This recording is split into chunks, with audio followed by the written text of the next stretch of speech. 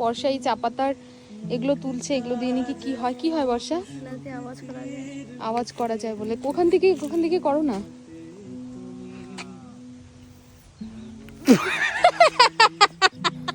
তোমরা কিন্তু আমাদের হাসি শুনে প্লিজ ভয় পেও না। এখানে কিন্তু বর্ষা ফ্লপ হয়ে গেছে। ও বলছিল ওই চা পাতার শীষগুলো দিয়ে নাকি বাঁশি বাজানো যায়, যাই হোক লাস্ট পর্যন্ত আর পারেনি।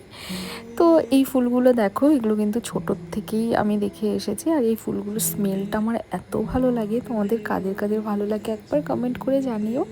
আর এইদিকে ফুল দেখলেই তো আমি মাথায় গুজে ফেলি। আর এই যে বর্ষাকেও একটা দিয়েছে, বর্ষাও আমাকে পরিয়ে দিল। আর ওয়েদারটা তোমরা জাস্ট দেখো, কি ওয়েদার! মনে হচ্ছিল আকাশকে একদম হাত থেকে ছোঁয়া যাবে। আর ওখানে বসে পড়েছিলাম আমি আর বর্ষা, অনেকক্ষণ বসে বসে অনেক গল্প করলাম, অনেক হাওয়া খেলাম। তারপর ফাইনালি চলে গেছিলাম ব্রাইডকে সাজাতে। আর দেখো ব্রাইডের বাড়ির সামনে দিয়ে এই চাল কুমড়োগুলো এইভাবে ঝুলেছিল। ওখানে কিন্তু কোনো কিছু কেউ নেয়ই না, এইভাবেই থাকে।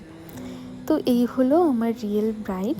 ওর সেভাবে কোনো ক্লিপস আমি নিতে পারিনি, একদম মেকআপের পরে ডিরেক্ট কলকাতাতেই আমি চলে এসেছিলাম, কারণ সেই দিন আমার ফোনে প্রচুর স্পেসের প্রবলেম হচ্ছিল, যার জন্যে ছোট ছোট করে ক্লিপস আর নেওয়া হয়নি। এই হলো আমার ব্রাইডের ফাইনাল লুক। তোমরা অবশ্যই জানিও কেমন হয়েছে।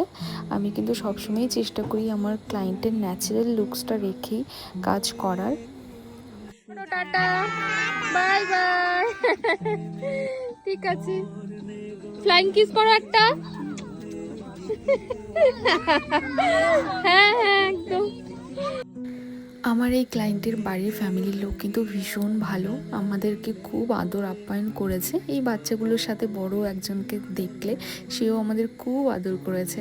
যাই হোক, তোমাদের কেমন লাগলো এই পুরো ভ্লগ ভিডিওটা অবশ্যই কমেন্ট করে জানিও। সবাই খুব ভালো থেকো, বাই।